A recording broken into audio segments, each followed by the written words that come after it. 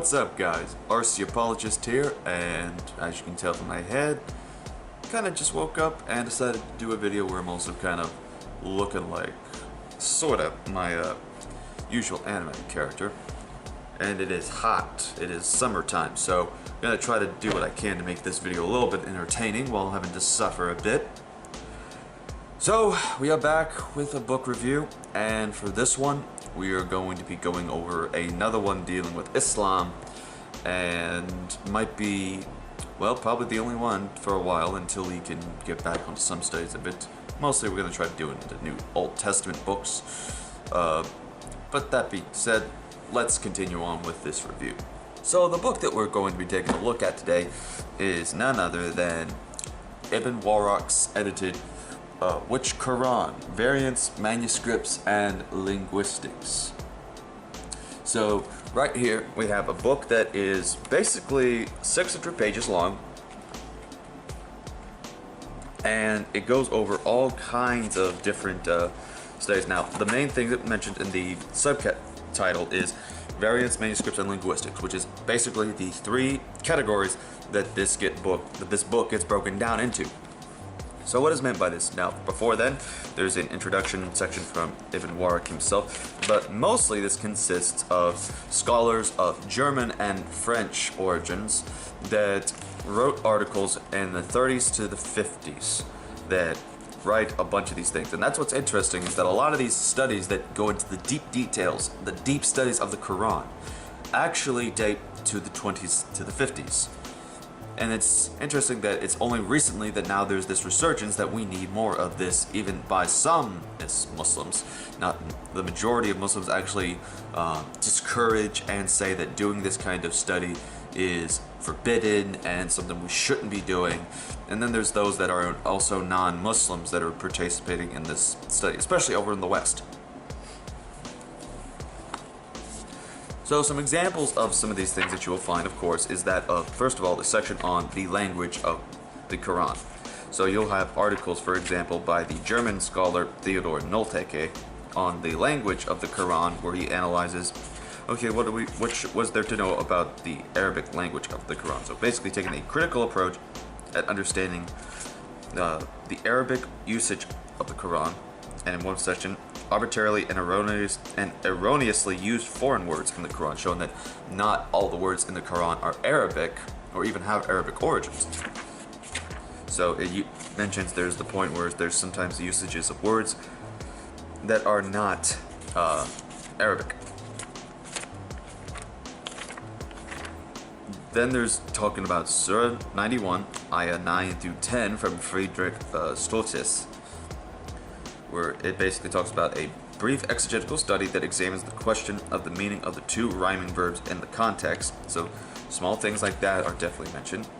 Talking about the linguistic theory of utterance act, and then even focuses on things like the concept of peace and the expressions of it in the Arabic text of the Quran, as noted by Dr. Larcher. But then we get to other issues such as the manuscripts of the Quran. And one of these manuscripts that gets a study is from these two Christians named Alphonse Minana and Agnes Smith Lewis. We're talking about pre-Uthmanic lists of variants within the manuscripts there.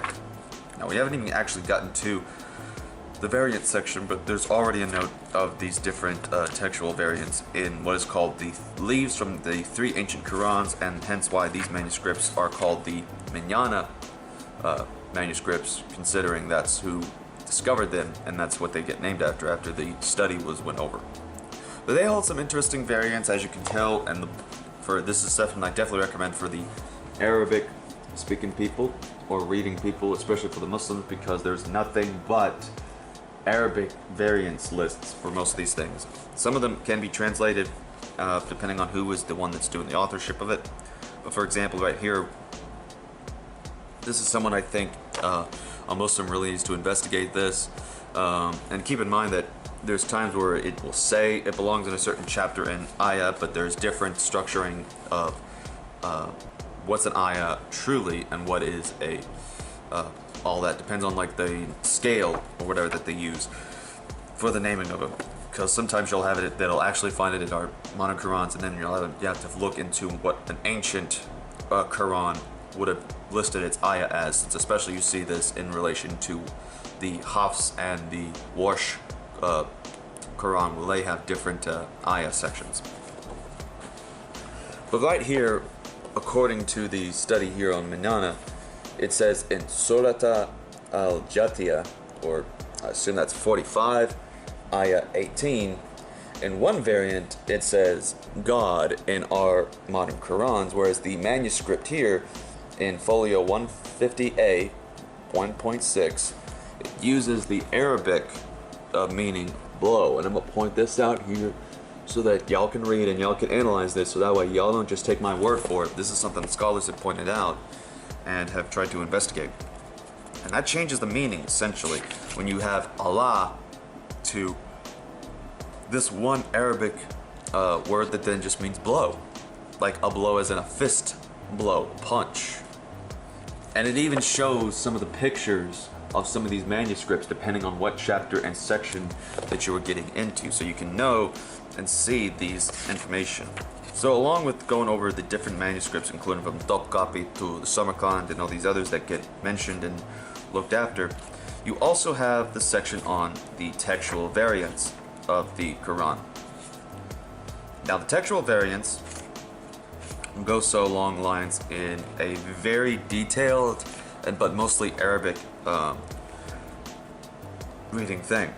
So for example, there's for the not the Sufis, the Shias, there is the different Quran readings of Zayd bin Ali in comparison to most modern ones and even other ancient texts. For example, here are a list of textual variants that can be found in the reading of Zayd bin Ali versus that of the other ones like Al-Hassan, Ibn Masud, and all these others. And now we go over to another one that's involved in here, because while there's two different chapters dedicated to Zayd bin Ali, there's then the readings of Ibn Miskam. And in this, you can slightly get sometimes where they will translate the thing into English, but they will ultimately, again, refer to, and this is the only time that they use the transliteration of the Arabic, of the different textual variants that are in there. And there's a long list of them. And then there's most of those are from Arthur Jeffries, but then we have some stuff for Bar Asher in the variant readings and editions of the Imami Sia. And again, goes over the same thing, textual variants within the Quranic manuscripts and the different Qurans. In fact, even then, before you even get into the book, the introduction introduces a section about the modern Arabic Qurans, or the different Qira'at, as I have mentioned before in previous videos, that there is textual variations within there. And again, textual variation is just anything from a jot, tittle, or little mark that is changed. Regardless if the meaning remains the same, the point is there is still a change regardless in writing, not meaning. And hence, and you will see textual variations of even modern Arabic Qurans like Hafs, Warsh, and all the others today. Now overall, what do I make of this book here? It's a book that I would recommend not to everybody, because there is a lot of detailed stuff in here, and hence why it becomes a bit of a problematic read for some. And it's not to be read like over and over, like in a front to back, cover to cover page thing. It's more of a resource for looking at certain essays or something that you want to study on either the textual variants of the Quran, the manuscripts, or the linguistics or the language thereof of the Quran. So it's something that definitely will be needed for those who do a lot of research, and those who engage in a lot of debates, and those who, of course, definitely know Arabic, in other words, to read the textual variants section of the book. But other than that, it's a good book that I would recommend to anyone who's actually serious about learning more about this, and especially to the Muslims who want to understand where we're getting the criticism to understand your religion and to understand why the Quran is written in such a way that it is, because a good bit of this comes from scholarship that has started within the 20s, especially in Orientalism, which for some of those that don't know is basically just taking a look at Islam from a non-Islamic perspective, essentially. But we're looking into this, and we have looked into this for years, and this is where we're getting some of our stuff at. And it's good for the Muslim to be educated in these topics and in these manners. Hence why Yasir Qadi is definitely familiar with them. That's why several others are, but not a majority are, especially in the Muslim world. In fact, not even a good bit of Muslims even know about the Qur'an.